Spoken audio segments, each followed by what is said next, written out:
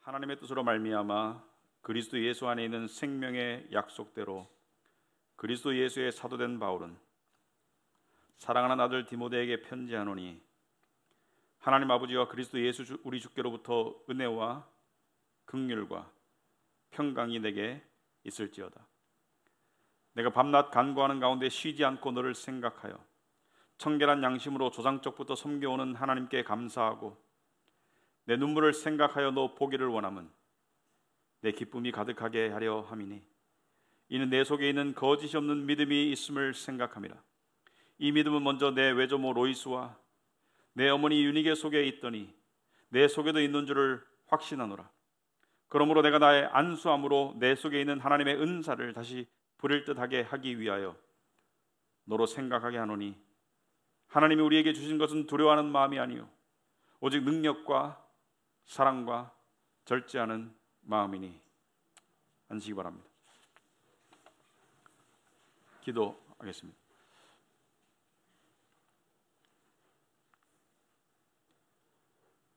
존귀하시고 온전한 영광 가운데 항상 거하시는 창조주 하나님 아버지, 이 세상을 창조하셨고 우리를 만드신 당신께서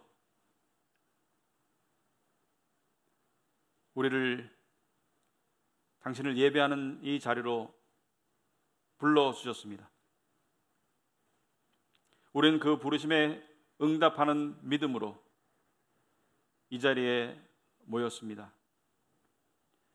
그리고 우리는 당신께서 하늘의 문을 여시고 우리에게 내려주실 은혜가 필요합니다. 특별히 말씀을 통해서 우리에게 하나님께서 주실 정금보다 더한 믿음이 필요합니다. 특별히 디모데후서를 시작하면서 우리가 다시 한번 주님께서 내가 다시 올 때, 인자가 다시 올 때 믿음을 보겠느냐라고 하신 그 말씀의 의미를 생각하기를 원합니다. 아버지, 이 시간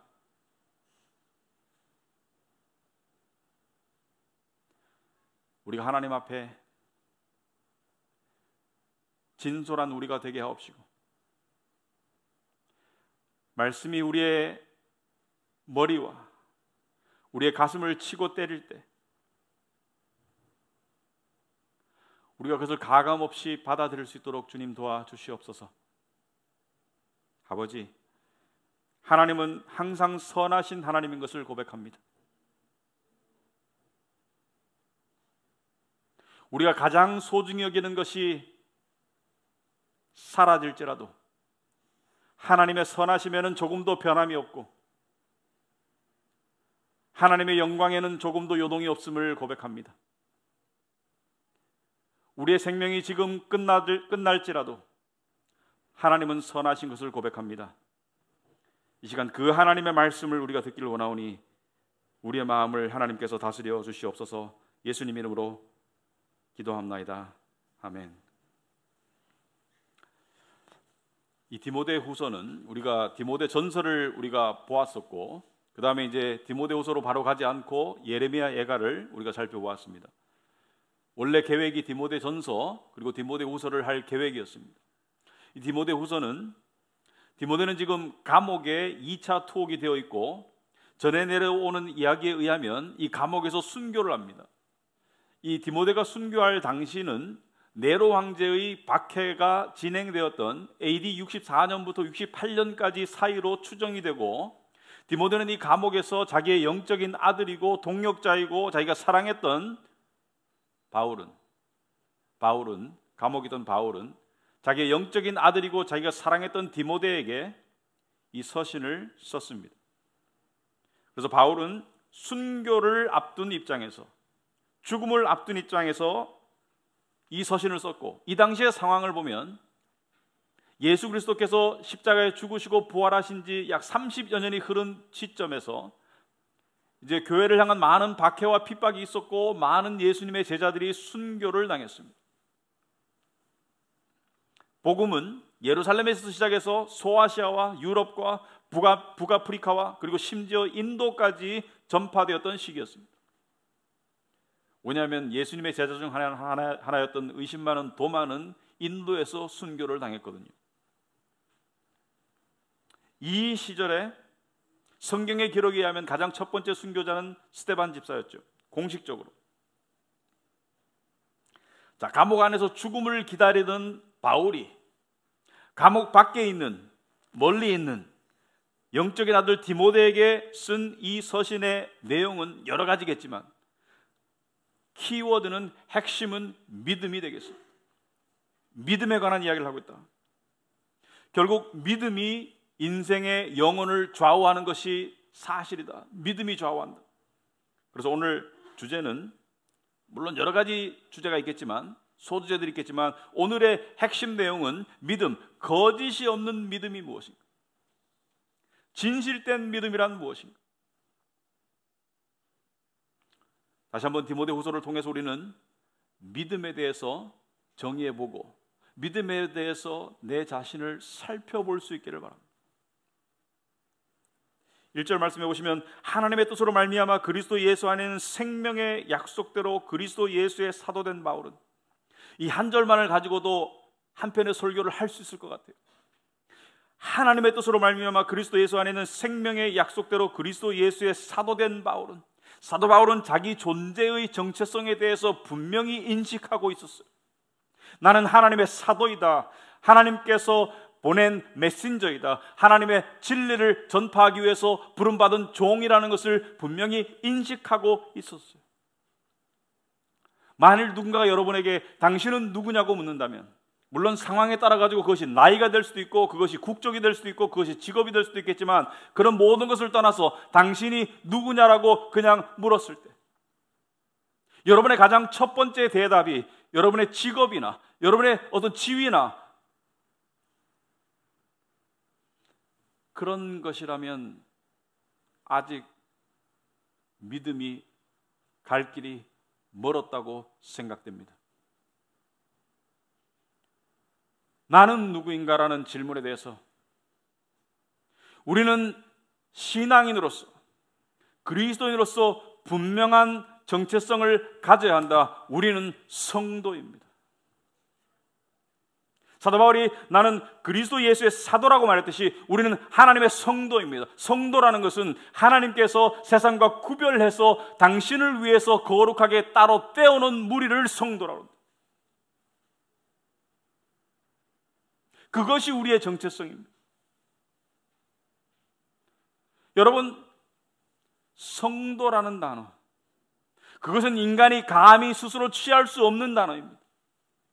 왜냐하면 거룩하신 하나님께서 당신을 위해서 따로 이 타락하고 오염된 세상으로부터 따로 떼어서 구별해서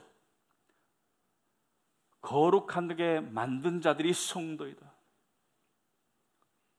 제가 가끔 말씀드리지만 교회 다니는데 당신이 직분이 뭐요?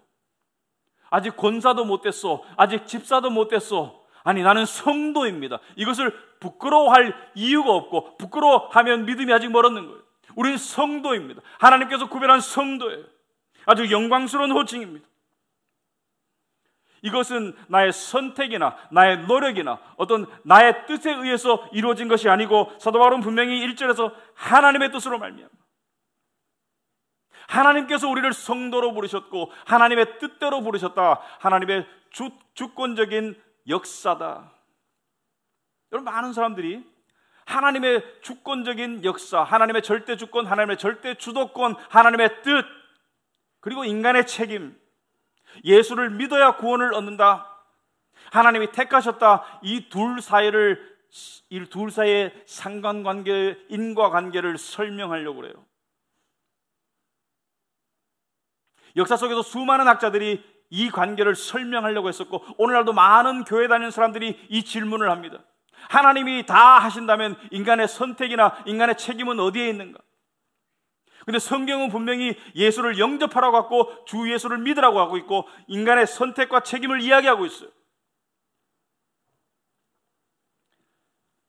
역사 속에서 수많은 학자들이, 수많은 뛰어난 학자들이, 성경적인 학자들이 이 둘 사이의 인과관계를 설명하려고 했지만 그것을 설명할 수 있다고 생각하는 사람들의 모든 설명은 멍청한 설명이고 이것은 설명할 수 없는 신비의 영역입니다.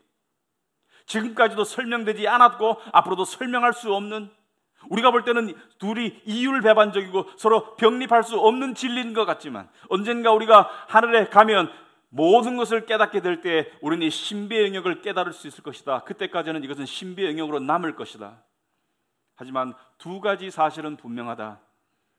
예수를 믿지 않는다면 예수를 믿어야 합니다. 예수를 영접해야 합니다. 그렇지 않으면 영혼을 천국이 아니고 지옥에서 영혼을 보낼 것이다. 이것이 성경의 가르침입니다. 둘째로, 예수를 믿고 있다면 하나님께서 부르셨고 그 믿음을 주셨다는 것을 알아야 합니다. 하나님의 절대 주권과 인간의 책임을 우리가 논리적으로 설명할 수 없는 것은 우리의 문제이지 하나님의 진리의 문제가 아닙니다. 그래서 여러분이 예수를 믿고 있는 믿음이 있다면 하나님을 향한 영광을 돌리셔야 합니다. 왜? 하나님이 다 하셨기 때문에. 하나님이 부르셨고 하나님께서 믿음을 주셨고 하나님이 여러분에게 영생을 주셨다는 것을 믿고 감사할 수 있기 바랍니다. 우리가 이 자리에 와서 하나님을 믿는 믿음으로 하나님을 예배할 수 있는 것은 하나님이 우리를 먼저 부르셨기 때문입니다. 사도 바울은 자신이 누구인지 또 어떻게 사도가 되었는지 그리고 무엇을 위해서 사도가 되었는지를 분명히 알고 있었어요. 오늘 1절에 보시면은 하나님의 뜻으로 말미암아 그리스도 예수 안에 있는 생명의 약속대로, 여러분 생명의 약속을 향해서 생명의 약속을 전파하기 위해서 나는 하나님께서 부름받은 사도이다. 우리도 마찬가지예요. 우리도 생명의 약속을 위해서, 생명의 약속 때문에 하나님의 뜻으로 부름받은 자들이, 우리는 구원을 받았어요. 여기서 말하는 생명은 이 땅에서의 생명 연장이 아니죠. 여러분, 우리가 누릴 하나님과 함께하는 그 영광의 생명에 비하면 이 땅에서의 생명 연장은 저주의 연장에 불과하죠. 우리가 하늘나라에서 누릴 그 영광의 생명에 비하면 이 땅에서의 생명은 저주이죠. 저주를 연장하고 싶은 마음이 있다면 그것은 믿음의 사람이 아니죠. 저는 이상을 이야기하는 것이 아니라고 생각합니다. 저는 진실을 말하고 싶습니다. 비록 우리의 삶이, 우리의 생각이 이상에 부합하지 않고 있지만 우리는 이상을 이야기하고 우리의 믿음을 점검해 봐야 되기 때문에 이것을 이야기하는 것이죠. 여러분, 세상 사람들은 이 세상의 끝을 향해 나아가기를 두려워하죠. 이 세상의 끝을 멀리하고 싶어 하지만 우리 믿음의 사람들은 이 세상의 끝을 향해서 달려가는 사람들이죠. 이 세상의 끝이 우리에게 다가오고 있음을 소망으로 기다리는 사람들이 믿음의 사람이죠.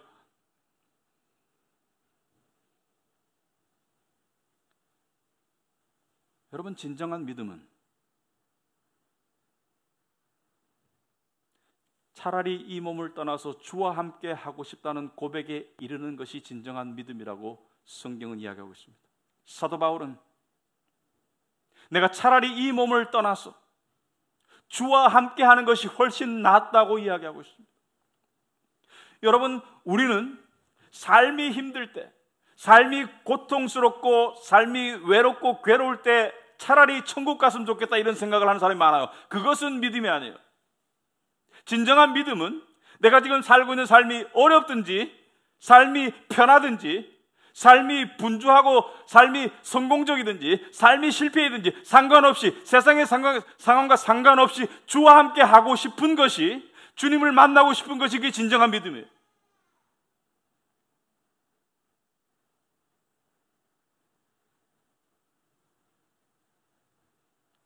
사도 바울은 이 믿음을 가졌기 때문에 죽음 앞에서도 당당할 수 있었고, 그리고 이 영원한 생명을 전파하기 위해서 그 일에 자신의 삶을 걸었고, 이제 그 길이 마지막에 다다랐을 때 자기의 후계자 디모데에게 그 일을 당부하고 있는 것이죠. 2절에 보시면 사랑하는 아들 디모데에게 편지하노니 하나님 아버지와 그리스도 예수 우리 주께로부터 은혜와 긍휼과 평강이 내게 있을지로다.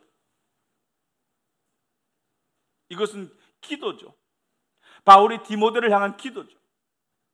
사랑하는 디모데야, 내가 너를 위해 기도하노니 하나님 아버지와 우리 주 그리스도 예수께로부터 은혜와 긍휼과 평강이 너에게 있을지어다. 아니, 생명을 전하는, 귀한 생명을 전하는 그 일에 왜 은혜와 긍휼과 평강이 필요할까? 왜? 그 생명의 열매는 영광스럽고 귀하지만 그 과정은 험난하기 때문이죠. 여러분, 성도의 삶의 마지막은, 성도의 삶의 열매는 영광스러운 생명이고 하나님과 함께하는 영광이지만 그 과정은 험난하죠.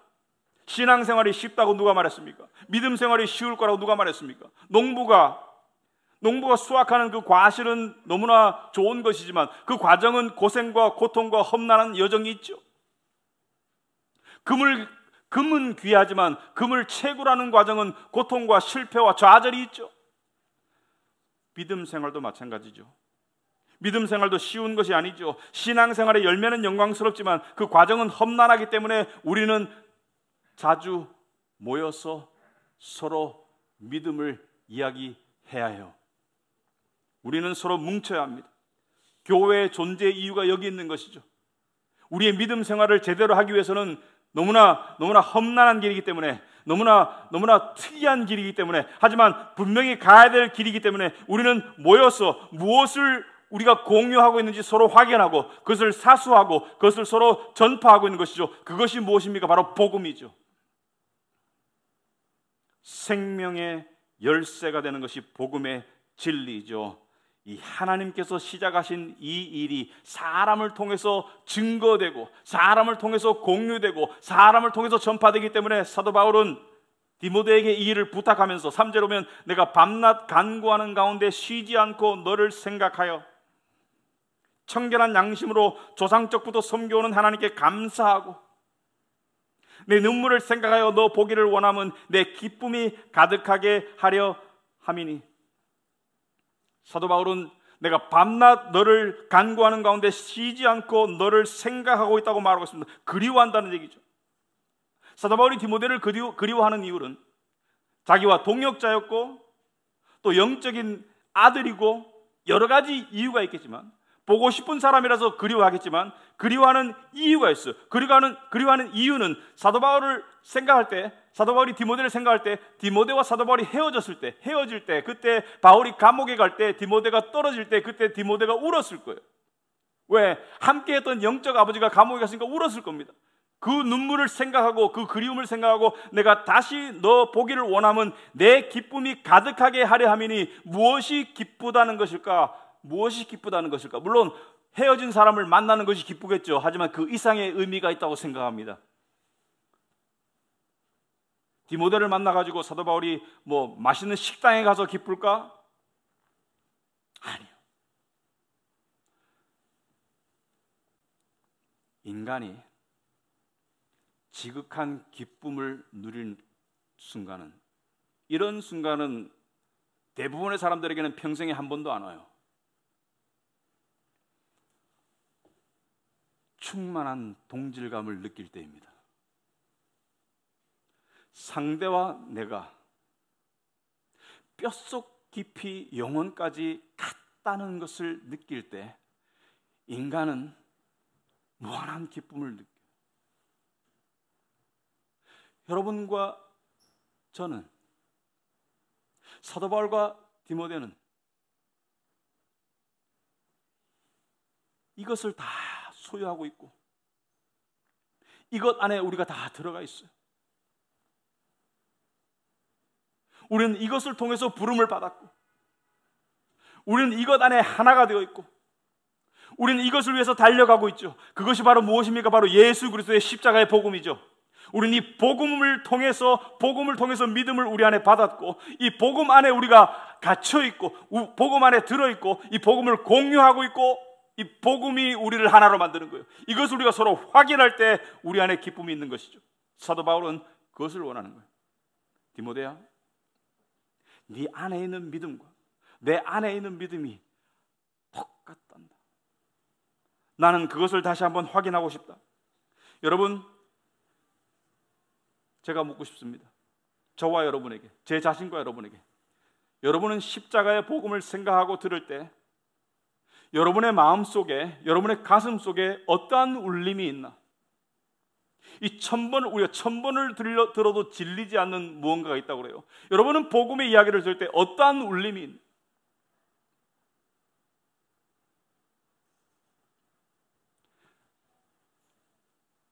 예수 그리스도의 십자가에 대한 하나님의 말씀을 듣는데 우리 안에 감사와 감격이 무뎌져 있으면 우리는 믿음 상태에 있지 않아요. 나를 사랑하사 나를 위하여 자기 자신을 버리신 하나님의 아들을 믿는 믿음을 우리가 생각할 때, 나를 사랑해서 나를 위해서 자기 아들을 보내신 하나님의 아버지의 사랑을 생각할 때 어찌 우리 안에 울림이 없을 수 있을까?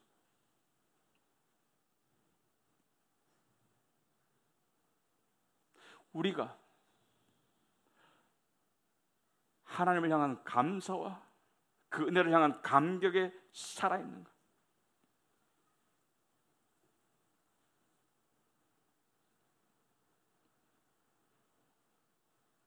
여러분, 사람은 나이가 들면 몸도 무뎌지고 마음도 무뎌지고 느낌도 무뎌집니다. 하지만 예수 믿는 사람은 거꾸로 가야 돼요. 겉사람은 후패하지만 속사람은 날로 새로워져야 됩니다. 우리는 점점 더 어린아이가 돼야 돼요. 우리는 예수를 믿어가면서 점점 더 나 같은 죄인 살리신 이 하나님의 은혜를 생각할 때 그것을 향한 감사와 감격이 있어서 우리는 마치 예수 그리스도가 오셨을 때 성전에서 그 하나님의 보내실 자를 기다렸던 시몬과 같은 80, 70 노인이 되어서도 하나님을 향한 감사와 감격이 살아있어야 돼요. 그게 믿는 자예요.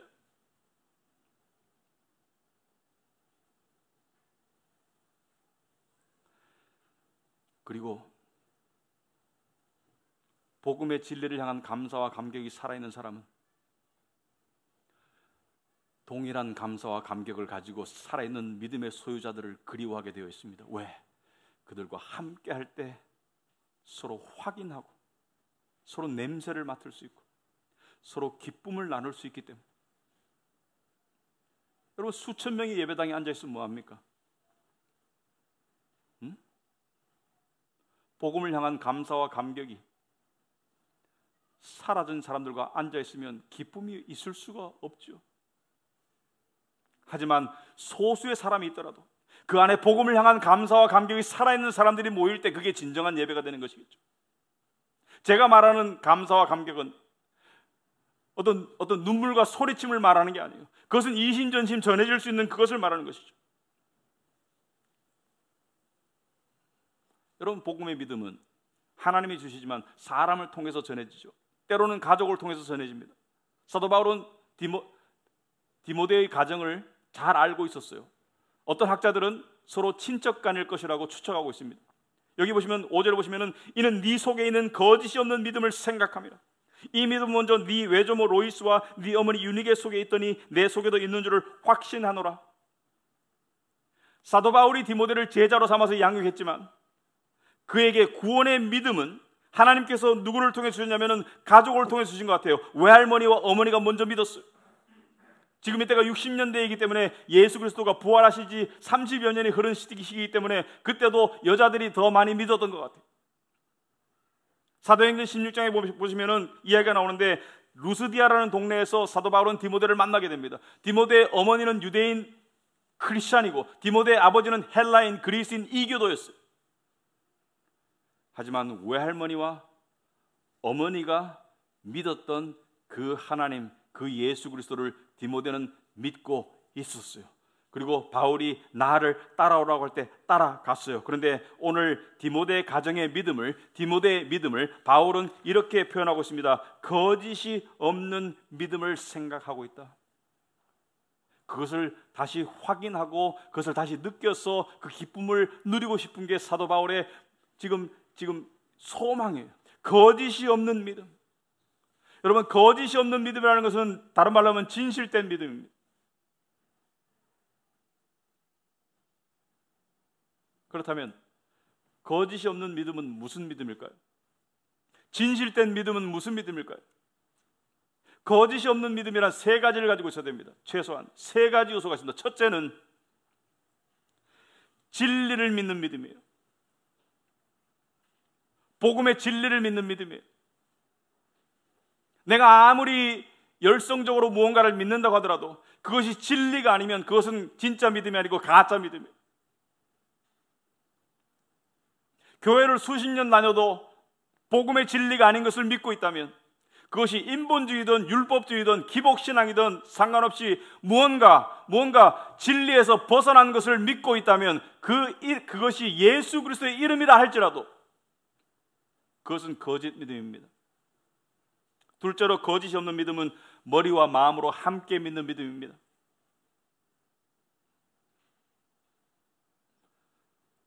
많은 사람들이 자기가 복음을 알고 믿는다고 생각해요, 머리로. 하지만 마음에는 하나님이 없어요. 많은 사람들이 자기가 그리스도인이라고 착각해요, 머리로 믿고. 하지만 그 마음에는 하나님이 없어요. 말씀은 이렇게 얘기하고 있습니다. 네가 만일 네 입으로 예수를 주로 시인하며 또 하나님께서 그를 죽은 자 가운데서 살리신 것을 네 마음에 믿으면, 입으로 시인하고 마음에 믿으면 구원을 받으리라. 진정한 믿음은 머릿속으로 깨달음과 마음속에 이 고백과 마음속의 마음이 함께 가는 것이 진실된 믿음입니다. 머리로만 믿은 사람들은 교회를 떠나요. 머리로만 믿은 사람들은 신앙생활을 해도 믿음이 없어요. 믿음은 머리로 깨달아서 영으로 거듭나는 것이기 때문에 머리로, 입으로 시인하고 마음으로 고백하는 그 신앙이 있어야 돼요.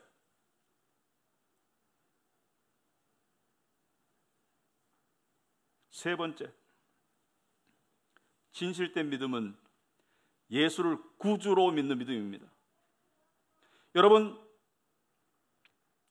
구주라는 것은 두 가지 뜻이 있죠. 구원자, 주인.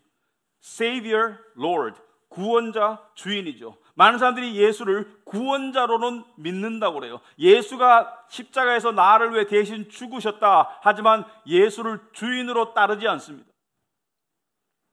예수를 주인으로 섬기지 않아요. 내 생각을 쫓아 살지 예수님의 말씀을 따라 살지 않아요. 그것은 진정한 믿음이 아닙니다. 스스로 속고 있는 거예요. 예수를 주인으로 모시고 사는 사람은 하나님의 객관적인 말씀이 시키는 삶을 따라가지 자기의 주관적인 생각으로 말씀을 해석해서 받아들이지 않습니다. 취사 선택하지 않아요. 진짜 종은 주인의 말을 따르지 주인의 어떤 말은 좋아하고 어떤 말은 배척하고 그렇게 하지 않아요. 특별히 예배에 대한 태도를 보면 분명히 알 수 있어요. 내가 편할 때 예배 드리고 내가 불편할 때 예배 안 드리고 그런 믿음은 없어요.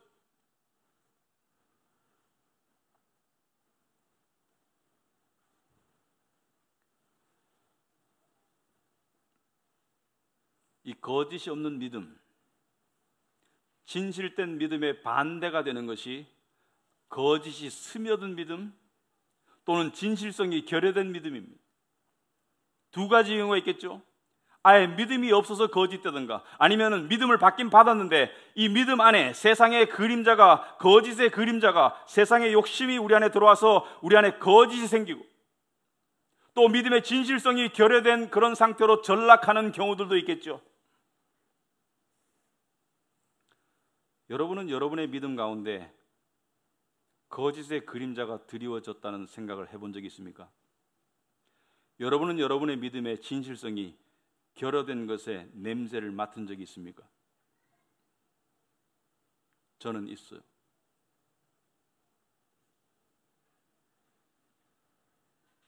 언제냐면 내가 사람들과 하나님 앞에서 해야 할 합당한 말을 알고 하면서, 해야 할 합당한 행동을 하면서 내 내면의 상태와의 괴리를 느낄 때, 내 마음의 성전의 상태와의 괴리를 느낄 때, 그것을 향해서 성령은 위선이다 이렇게 이야기하십니다. 위선이다.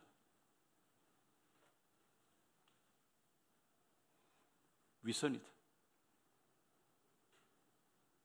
교회 안에는 수많은 위선자들이 있습니다.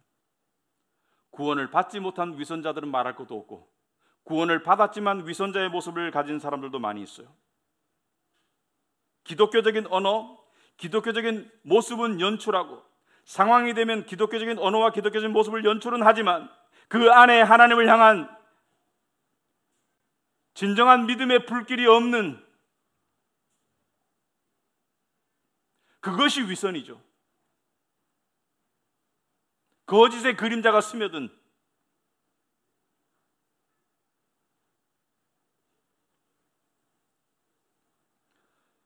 여러분, 위선의 믿음, 또 때로는 교만의 믿음. 왜냐하면 취사 선택을 하니까. 하나님의 객관적인 말씀을 종으로 쫓는 것이 아니라 내 편할 대로, 내 생각대로, 내 기분대로 내키면 하고 안 내키면 안 하고, 그러한 위선 상태를 계속 살아가는 것은, 그것은 거짓된 믿음입니다.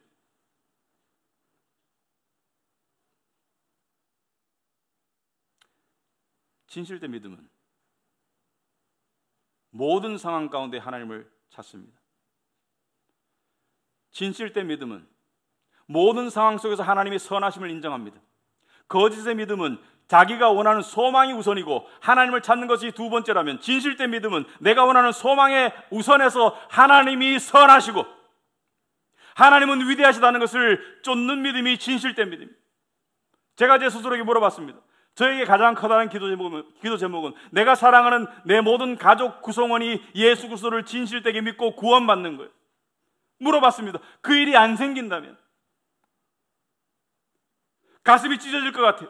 내가 사랑하는 가족들이 다 예수 믿고 구원받는 그 일이 내 가장 커다란 기도 제목인데, 그 일이 안 생긴다면, 그 일이 안 생겨도 하나님은 옳고 선하시다. 그 일이 안 생겨도 하나님은 좋으신 하나님이다. 왜? 내 삶의 행불행이 하나님의 영광과 선하심을 좌우할 수 없습니다.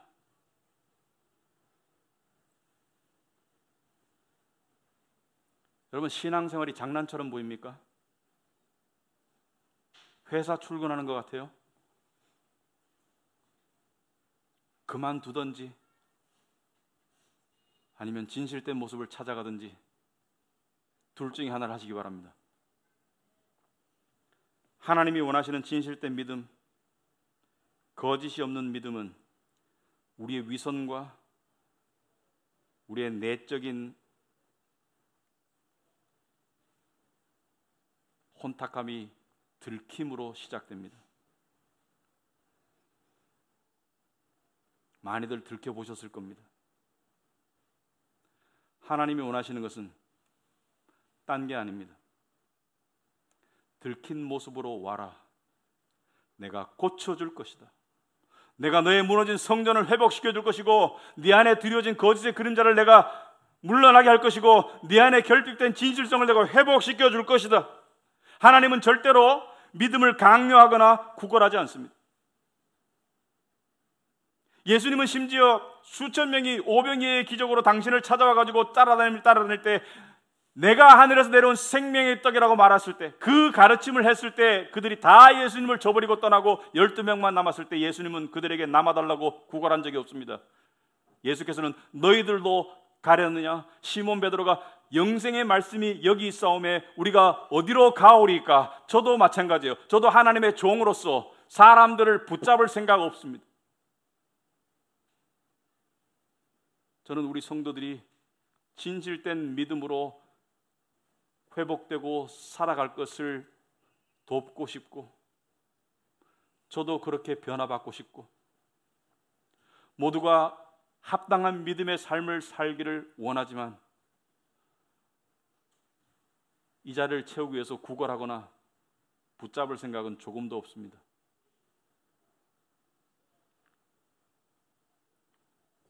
왜냐하면 진실된 믿음의 사람들은 하나님을 떠나지 않아요. 왜냐하면 떠나면 죽음밖에 없기 때문에. 하지만 진실되지 않은 믿음을 가진 사람은 계속 하나님을 향해 간보기를 합니다.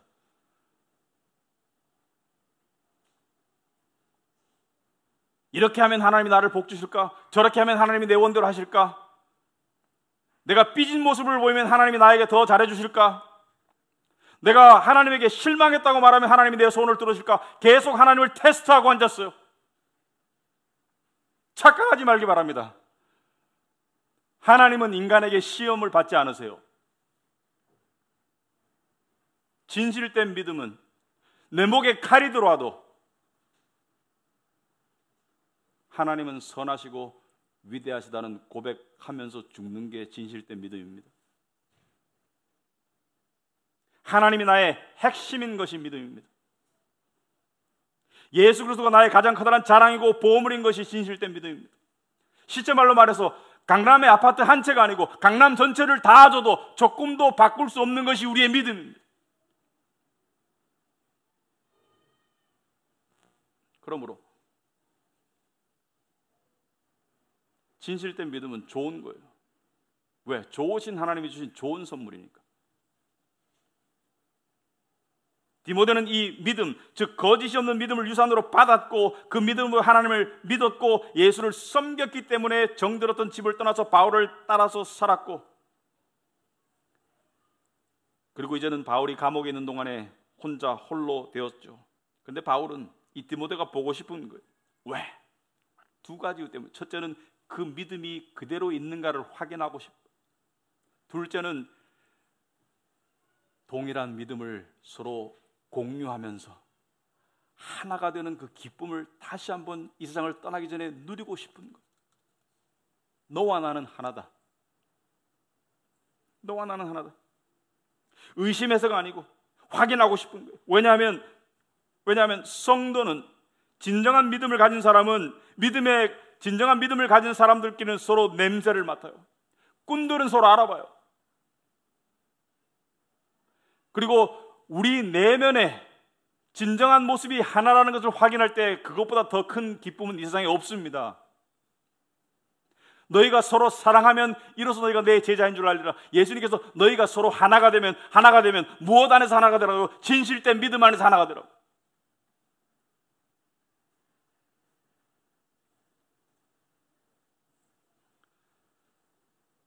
왜냐하면 거짓된 믿음이나 진실되지 않은 믿음으로 진리를 떠나는 사람들이 많기 때문입니다. 사도 바울은 수십 년 동안의 사역을 통해서 수많은 산전고초를 겪었고, 그리고 사도 바울은 이렇게 말하고 있습니다. 디모데후서 4장 9절에서 너는 어서 속히 내게로 와라. 왜냐하면 대만은 이 세상을 사랑하여 나를 버리고 데살로니가로 갔다. 동역자였는데, 함께 사역하고 함께 예배했는데, 이 세상을 사랑해서 대만은 이 세상을 사랑해서 나를 버리고 데살로니가로 갔다.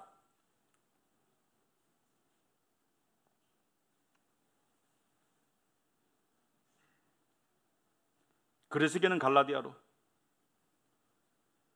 디도는 달마디아로 떠났다.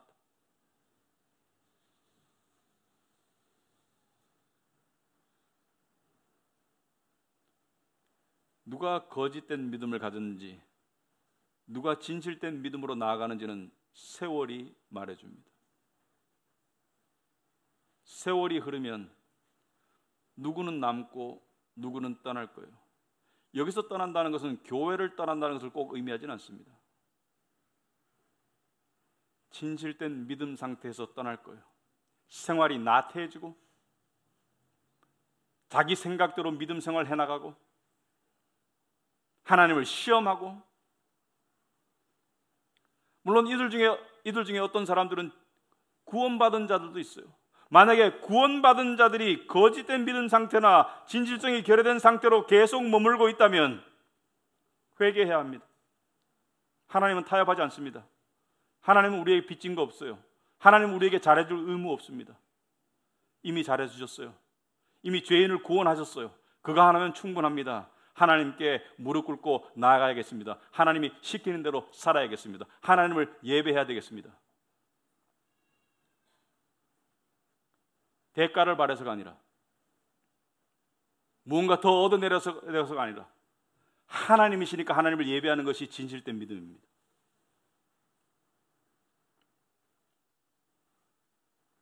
바울은 죽음을 목적에 둔 믿음의 선배로서 디모데에게 몇 가지 당부를 하고 있습니다. 첫째, 하나님이 주신 은사를 다시 불태워라.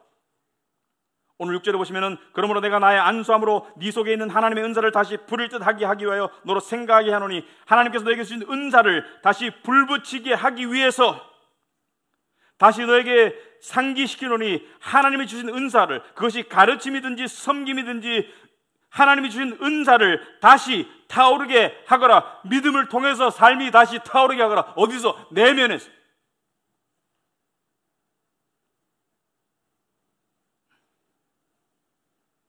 한때는 하나님을 열심히 사랑하고 믿었었습니다. 저도 한때는 저도 열심히 있었죠. 하지만 이것을 계기로 또는 시간이 지남에 따라서 점점 더 식어져 갔죠. 은사를 다시 불태우라고요. 불태우라고.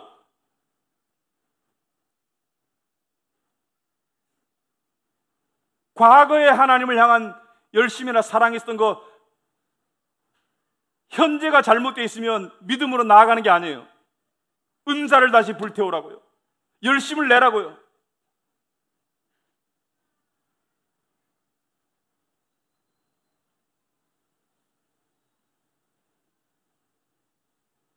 혹시라도 내가 이렇게 된 데는 원인이 있어 라고 생각한다면 엄청난 착각입니다. 딱 두 가지 이유 때문에 우리는 하나님을 늘 섬기고 예배하고 사랑해야 됩니다. 첫째는 창조주이시니까, 둘째는 구원자이시니까. 다른 것 아무것도 필요 없어요.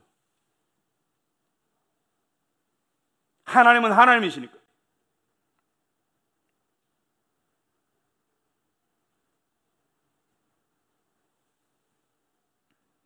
다시 불을 붙여야 합니다. 십자가를 향한 감사와 감격이 내 안에서 살아있지 않다면 내 믿음은 지금 거짓의 그림자가 들어찬 믿음이 되겠습니다. 히브리서 2장에서 이렇게 말하고 있습니다. 우리가 이같이 큰 구원을 등한히 여기면 어찌 그 보응을 피하리요. 우리가 이같이 큰 구원을 등한히 여기면, 이같이 큰 구원을 받아놓고 거기에 대한 내 마음의 감사와 감격이 없이, 진실됨이 없이, 하나님을 섬김이 없이, 은사에 부릴 듯함이 없이 그렇게 미적미적 살아간다면 그 보응을, 그 대가를, 그 결과를 어찌 우리가 감당할 것입니까? 믿음의 진실성을 회복하지 않는 것은 결국 자기 자살 행위입니다.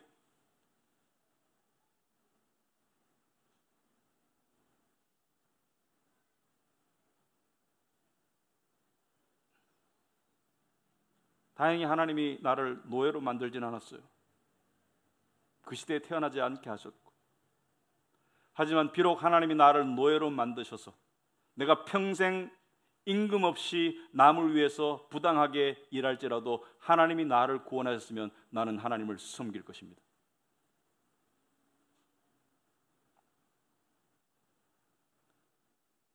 내가 내 건강을 잃어도, 내가 빈털터리가 되어도 하나님은 나의 하나님이 되는 것입니다. 하나님은 섬김과 예배를 받으시기에 합당한 분입니다. 내 욕망과 내 소망이 앞서는 신앙생활이 나의 믿음의 불을 꺼가고 있다면, 세상을 향한 욕심과 실망이 내 인생의 좌절이 물이 되어서 내 안에 불길에 불이 타오르지 못하도록 불을 끄고 있다면,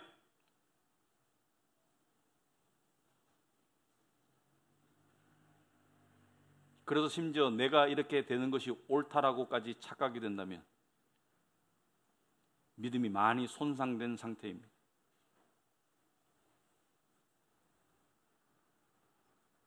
하나님 중심의 인생관, 하나님 중심의 세계관, 하나님 중심의 삶으로 나아가는 것이 우리의 마땅한 길입니다. 두 번째, 두려워하지 말아라.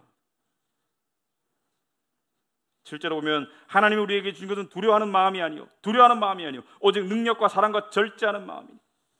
여러분, 디모데는 두려운 상황에 빠져 있습니다. 디모데는 두려운 상황에 빠져 있으니까 이 말을 하는 거예요. 두려워하지 말아라. 왜? 지금 자신이 멘토로서, 자신의 영적 아버지로서 그렇게 의지하고 따르던 바울은 지금 감옥에서 죽음을 기다리고 있고, 많은 동역자들은 이탈한 상태이고, 교회 안에는 거짓 선생들이 있고, 교회 밖에는 핍박과 박해가 있습니다. 두려울 수밖에 없어요. 안팎으로 두려울 수밖에 없는데, 이 상황 속에서 두려움에 사로잡힐 이유가 충분한 디모데를 향해서 두려움은 하나님이 주시지 않는다고 말하는 것은, 하나님이 주시지 않는 것은 거부하라는 거예요.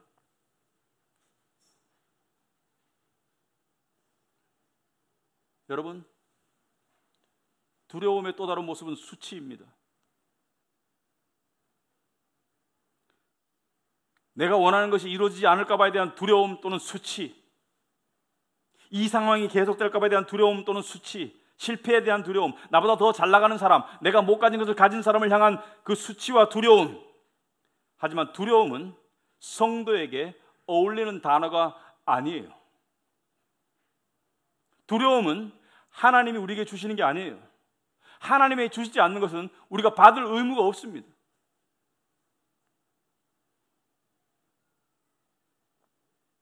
사도 바울은 이 하나님의 은혜를 통해서, 하나님의 능력을 통해서, 하나님의 사랑을 통해서 두려움을 거부하라고 얘기했습니다. 왜? 사랑이 충만한 곳에서 두려움은 물러나니까. 여러분, 두려움을 극복하는 신앙적인 비결 중에 하나가 저는 이것입니다. 저는 개인적으로 이렇게 해요. 어떤 두려운 시나리오가 있겠죠. 이 일이 발생할까 봐 하는 두려운 일이 있겠죠. 저는 머릿속으로 상상합니다. 발생했다고 가정합니다. 그 일이 발생했어. 내가 두려워하는 일이 발생했어. 발생했다고 스스로에게 가정해요. 그리고 저에게 물어봅니다. 그랬어.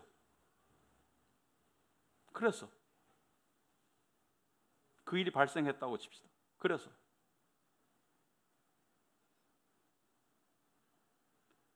그렇다고 내가 믿는 하나님이 변합니까?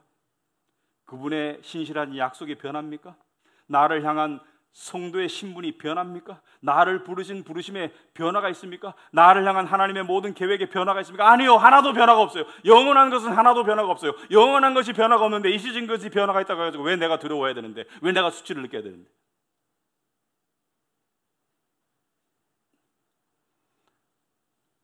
하나님이 안 주시면 그분의 뜻이에요.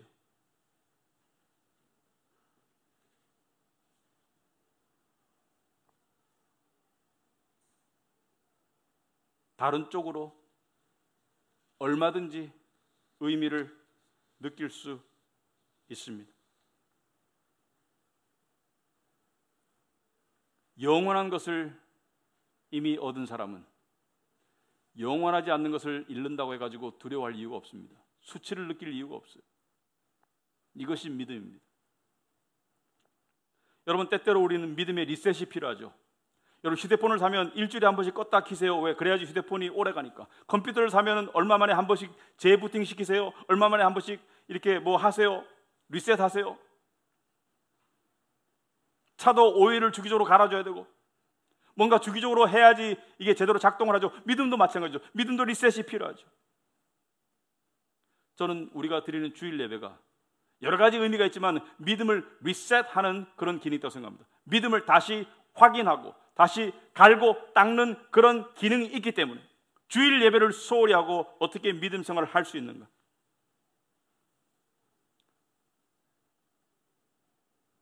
이 공간이 우리에게 왜 특별합니까? 저에게 이 공간은 아주 소중한 공간입니다.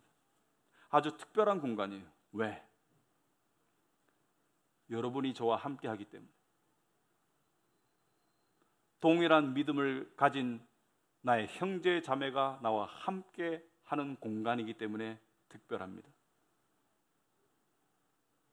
여러분도 그렇게 느낄 수 있기 바랍니다. 또한 믿음은 우리가 보존하고 우리가 후세에 물려줘야 될 가장 값진 유산입니다. 아시는 분들도 있겠지만 몇 년 전에 작고하신 유명한 신학자, 목회자, 참 아깝습니다. 왜? 몇 분 안 남으셨는데 R.C. 스프라울 박사님이라고 있어요. 제가 개인적으로 너무 존경하는 분입니다. 근데 미국에 있으면서 이분의 간증을 들은 적이 있어요. 간접적으로 누가 가가지고 녹음해가지고 저는 테이프를 제가 들었어요. 근데 이 사람이 젊었을 때 불황자였어요. 싸움 좋아하고 물론 안 믿었고. 근데 아버지가 있었는데 아버지가 중풍인가 뭐가 걸려가가지고 수년을 잠자리에서 일어나면 그 어두컴컴한 거실에 소파 옆에 하루 종일 앉아 있는 게 아버지의 일이었어요. 한심해. 일어나서 집에 와보면 아버지는 어두컴컴한 소파에 앉아가지고 움직이지를 못하니까 거기 앉아서 주는 밥 먹고 그렇게 몇 년을 보내고 있었어요. 근데 어느 날 스프라울이 집에 왔는데 거실에서 아버지가 지팡이를 짚고 일어나서 깜짝 놀랐습니다.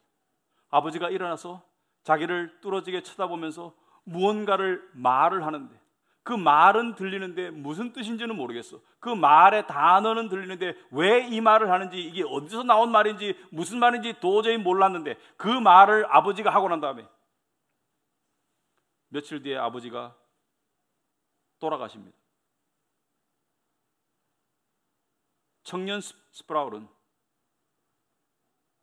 어떤 계기가 돼서 성경을 읽기 시작해요. 구약 창세기 1장부터 성경을 읽기 시작해요. 성경을 쭉 읽어나가다가 어느 대목에 와가지고 깜짝 놀랍니다. 왜? 그 대목에 아버지가 죽기 며칠 전에 했던 말이 기록되어 있어. 아버지가 한 말이 다른 게 아니고 성경 구절이었어요.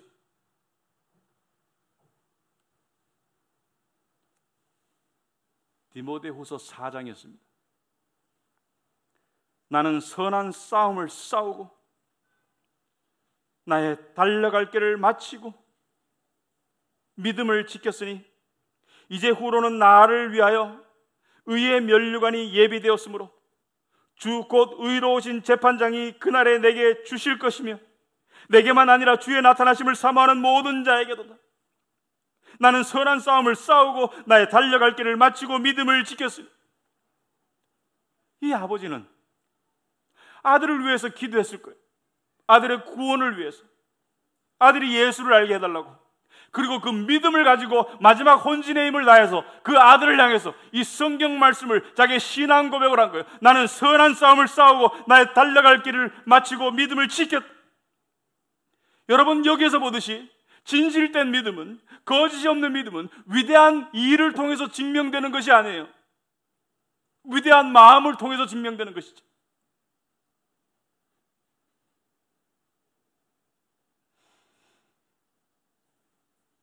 이 노인은 누구와도 대화할 수 없고 심지어 아들도 자기를 별로 상대하지 않는 그 외로움과 그 어두움 가운데 수년을 앉아서 있으면서 그 내면에서 믿음의 장작불을 지피며 살다가 갔어요. 이게 믿음입니다. 이 아버지는 그 믿음을 가지고 하나님께 아들을 위해서 기도했을 것이며, 그리고 죽기 전에 혼신의 힘을 다해서 일어나서 아들을 향해서 이 말씀을 외치고 선포하고 죽었고, 하나님께서는 그 응답으로 하나님의 작정에 따라서 아들을 구원했고, 그 아들은 이 대목에서 목이 메었습니다. 아버지가 하신 말씀이 이 말씀이구나. 스프라울 박사의 삶은 완전히 달라졌습니다. 아버지께서 달려가신 이 믿음의 길을 자기도 대를 이어서 달려가게 되었습니다. 여러분,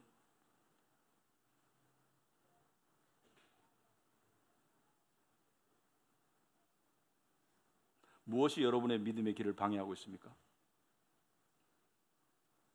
인생이 잘 안 풀립니까? 또는 인생이 너무 잘 풀려서 바쁩니까? 하나님께 실망했나요?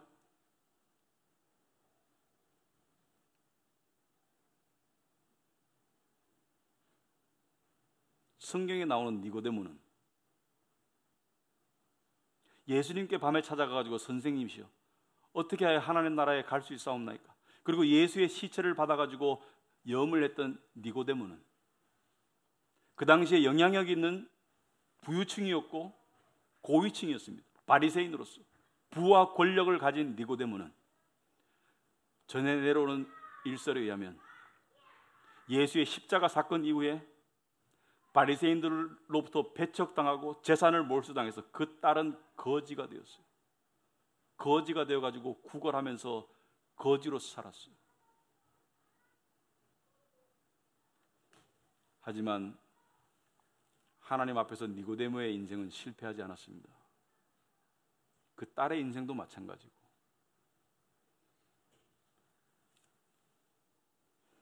우리의 믿음의 길을 방해하는 세상적인 요소들이 있다면